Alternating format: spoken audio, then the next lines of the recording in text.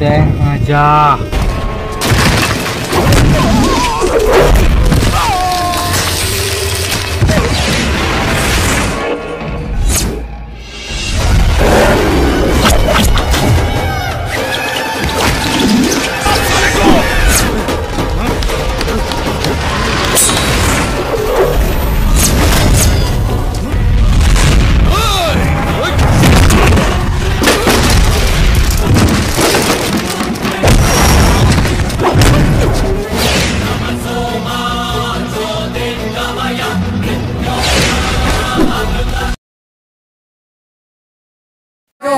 जय छत्तीसगढ़। हमार वीडियो ला लाइक करूँ, कमेंट करूँ और सब्सक्राइब जरूर करूँ।